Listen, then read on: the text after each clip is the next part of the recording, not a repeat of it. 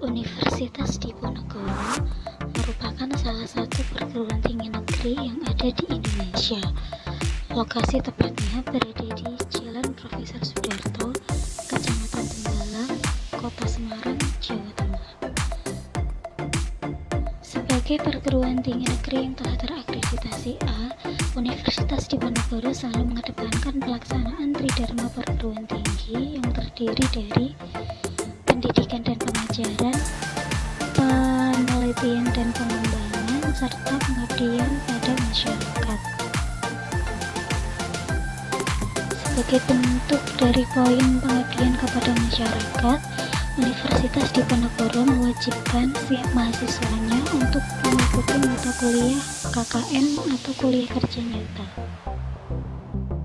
Dengan adanya pandemi COVID-19, pelaksanaan KKN Universitas Diponegoro berbeda dengan periode-periode sebelumnya.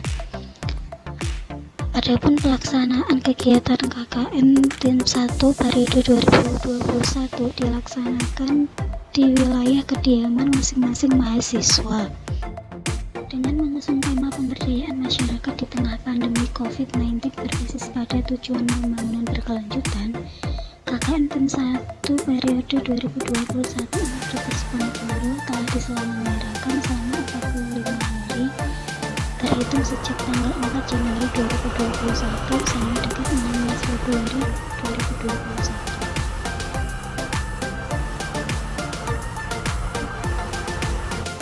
Saya Rika Ravina dari program studi S1 Ilmu Perpustakaan Fakultas Ilmu Budaya Universitas Diponegoro telah melaksanakan serangkaian kegiatan KKN yang berlokasi di Kelurahan Rawasari, Kecamatan Tembalang, Kota Semarang.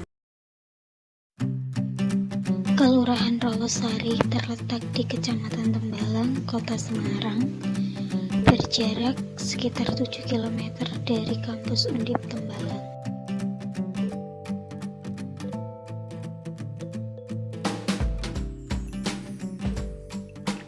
Dengan luas wilayah 719.577 km persegi, Kelurahan Rawasari memiliki banyak potensi yang bisa dimanfaatkan dan dikembangkan.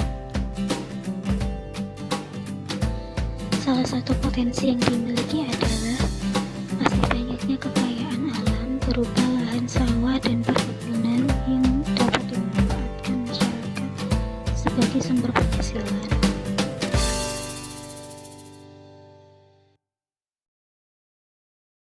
Hasil kekayaan alam seperti padi dapat dijual dan dimanfaatkan untuk memenuhi kebutuhan pokok harian. Sementara itu, di Rawasari juga banyak kebun pohon pisang yang dapat dimanfaatkan pelaku usaha keripik pisang untuk mengembangkan usahanya. Namun sayangnya UMKM di wilayah Rawasari khususnya di RW07 sendiri masih belum berkembang.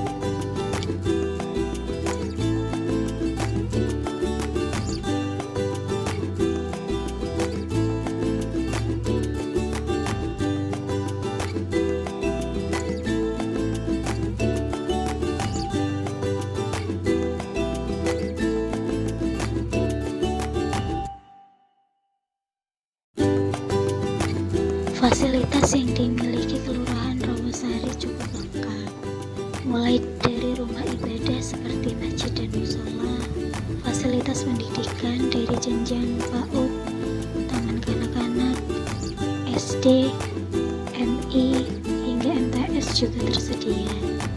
Selain itu juga terdapat fasilitas kesehatan berupa posyandu yang dapat dimanfaatkan masyarakat sekitar untuk mengetahui tumbuh kembang anak-anaknya.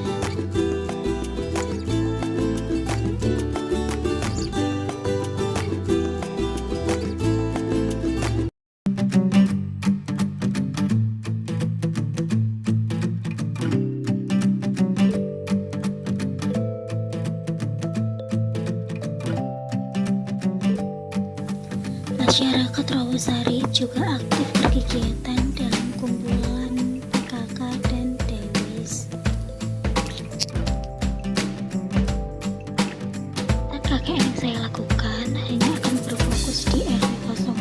Kelurahan Rawasari, khususnya di RT 03. Kegiatan yang ada di RW 07 juga cukup beragam.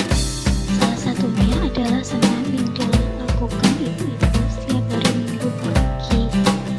Senam dilakukan secara bersama-sama dengan satu instruktur dan berkumpul di rumah ketua RW. Selain itu, anak-anak juga memiliki kegiatan dengan memiliki komunitas sepatu roda. Di samping berbagai potensi yang dimiliki, terdapat juga permasalahan yang ada di Kelurahan Rawasari. Salah satu masalah yang cukup serius adalah mayoritas masyarakat Rawasari memiliki kesadaran yang rendah tentang bahaya virus COVID-19. Hal ini terbukti dengan adanya aktivitas kerumunan yang dilakukan oleh masyarakat tanpa menjaga jarak dan menggunakan masker.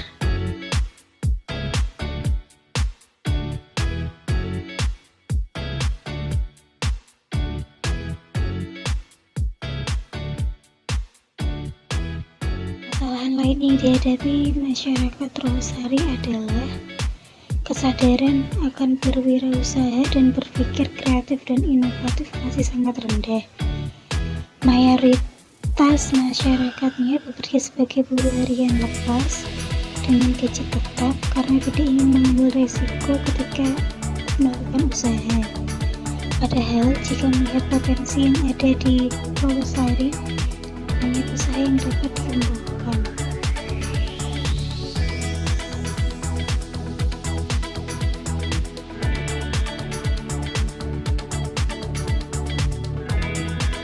Pelaksanaan program kegiatan yang pertama yaitu edukasi dan pengenalan virus COVID-19 pada anak usia dini melalui video animasi.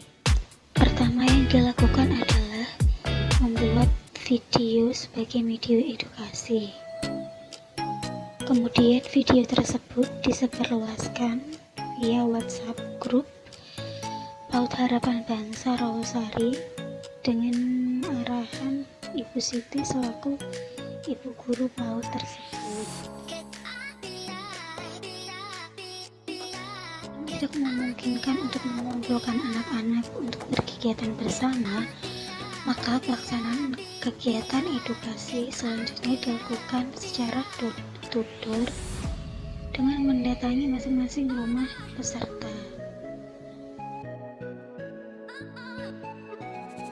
Proses edukasi dilakukan dengan memutarkan video yang telah dibuat, kemudian memberikan sedikit penjelasan tambahan terkait isi video kepada anak-anak dengan dampingan orang tua.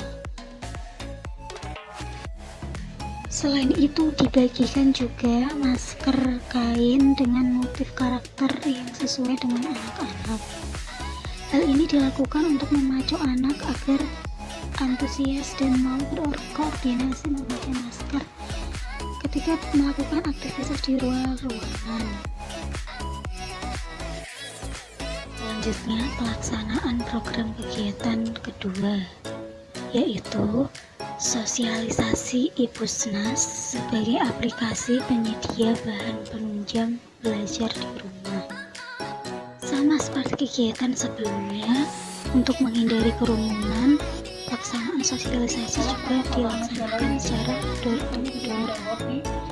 Kegiatan sosialisasi dilakukan dengan memberikan penjelasan dan pengenalan terkait apa itu aplikasi iPusnas serta fitur-fitur apa saja yang ada di dalam aplikasi tersebut.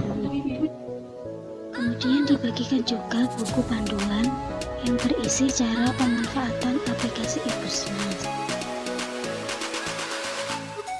Dalam buku panduan tersebut sudah tersedia lengkap tutorial pemanfaatan aplikasi iPusnas, langkah demi langkahnya mulai dari penginstalan aplikasi, pendaftaran akun, sampai pemanfaatan fitur-fitur di dalamnya seperti bagaimana cara meminjam dan mengembalikan buku. Semua sudah dijelaskan dengan rinci disertai gambar untuk mempermudah penjelasan. Di akhir chapter buku panduan juga disediakan link website portal belajar online yang bisa dimanfaatkan anak-anak untuk menunjang kegiatan belajar di rumah. Nama saya Ibu Maro, alamat Pengkol RT 3 RT 7. Nama saya Hovi, alamat Pengkol RT 3 RT 7. Saya sebagai kader sekretarisnya Bu RT. Nah, kemarin kami sudah melakukan kegiatan. Jadi mungkin apa kesan yang ibu-ibu dapatkan dari kegiatan sudah kami lakukan? Kesannya sangat senang karena didatang sama mahasiswa, kita lebih banyak belajar ya Mas ya. Lebih tambah wawasan. Ya mungkin itu aja sih Mas. Iya. Dari Bu RT? Sama. Ya baik.